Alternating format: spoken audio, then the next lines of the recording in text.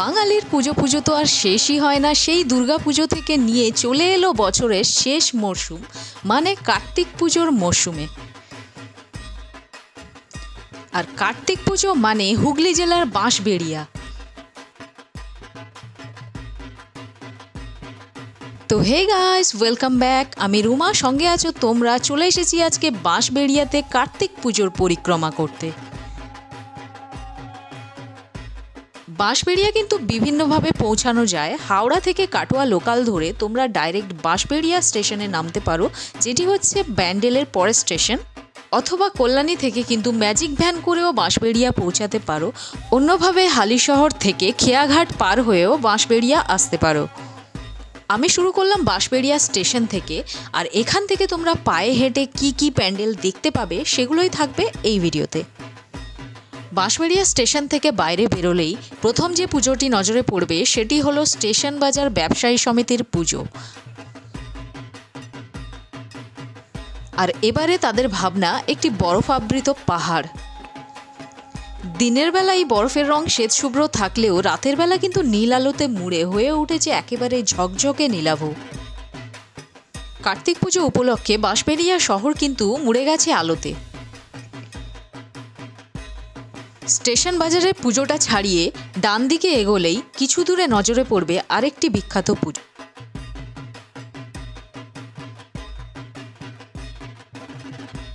এরপরেই পড়বে নবজাগরণ সংঘের পুজোটি। এখনও উদ্বোধন হয়নি, তাই সন্ধেবেলা কিন্তু এখানে এখনও পর্যন্ত লাইট দেওয়া হয়নি। পুরো প্যান্ডেল জুড়েই রয়েছে পাটকাঠি আর বেতের কাজ। বাইরে থেকে মণ্ডপটি খুব সুন্দর দেখতে হয়েছে এবং লাইটে মুড়ে গেলে কিন্তু এর অন্যরকমই রূপ হবে। এই মণ্ডপের ভিতরের কাজ আরও ভালো।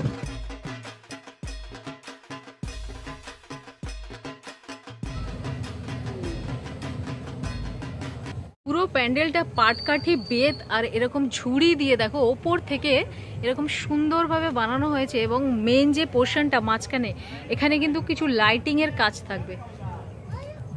মানে কাঠ এরকম পাতা খোসা দিয়ে এরকম একটা মূর্তি বানানো হয়েছে, যেই মূর্তিটা কিন্তু এরকম দেখতে লাগছে আপাতত। এখানে লাইটিং কিছু পড়বে, আর লাইটিং পড়লে এই সমস্ত জিনিসগুলোও কিন্তু বেশ সুন্দর লাগবে তখন দেখতে। যেমন গ্রীষ্মকালে কড়া রোদ, বর্ষাকালে মেঘের দোষ, এই ধরনের কিছু কবিতা লেখা আছে দেখতে পাচ্ছ। আর সোজাসুজি থাকবেন কার্তিক। নবজাগরণ সংঘের পুজোটি দেখে সোজা রাস্তা ধরে কিছু দূর এগিয়ে আসলেই চোখে পড়বে বাঁশবেড়িয়ার অতি বিখ্যাত মিলনপল্লীর নটরাজ পুজো মণ্ডপ। কার্তিক পুজোয় নটরাজ দেবতার পুজো, এই জিনিস কিন্তু একমাত্র বাঁশবেড়িয়াতেই দর্শন করতে পারবে। মিলনপল্লী ক্লাবের ৬৬তম বর্ষে এবছরের উপস্থাপনা রাজস্থানের উমেদ ভবন। পুরো লাইটে মুড়ে এখানকার প্যান্ডেল কিন্তু এক অপূর্ব রূপ ধারণ করেছে।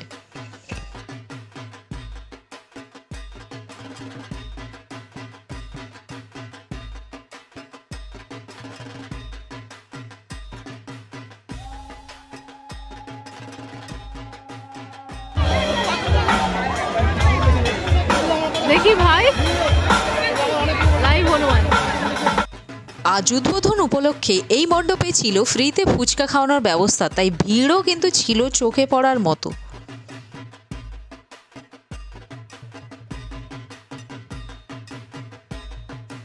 মণ্ডপের ভেতরে রয়েছে নটরাজ দেবতা।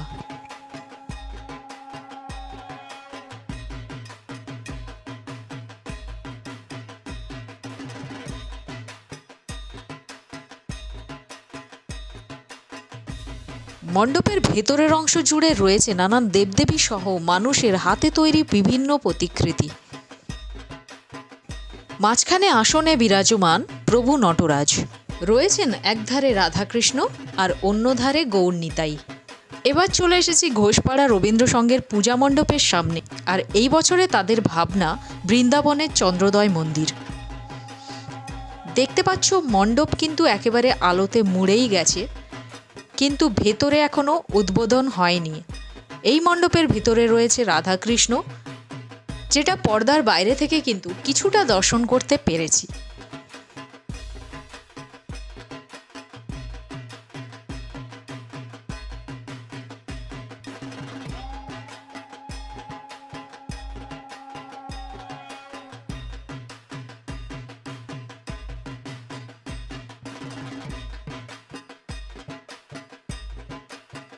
আর এবার চলে এসেছি খামারপাড়া নেতাজি পল্লীর নীলাভ্র শিশু কল্যাণ সমিতির পূজা মণ্ডপের সামনে। আর এখানেও রয়েছেন নটরাজ দেবতা।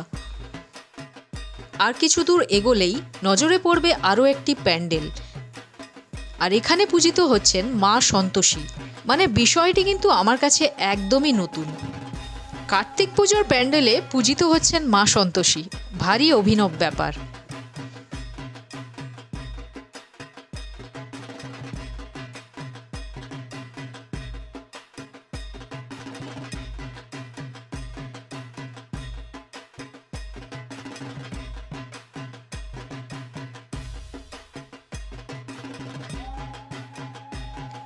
আর এখন যে পূজা মণ্ডপের সামনে এসে উপস্থিত হয়েছি সেটি হচ্ছে কাটাপুকুর ইয়াংস্টার ক্লাবের পুজো প্যান্ডেল। আর এখানকার এই বছরের ভাবনায় রয়েছে এক অভিনব চোখ ধাঁধানো রাজপ্রাসাদ।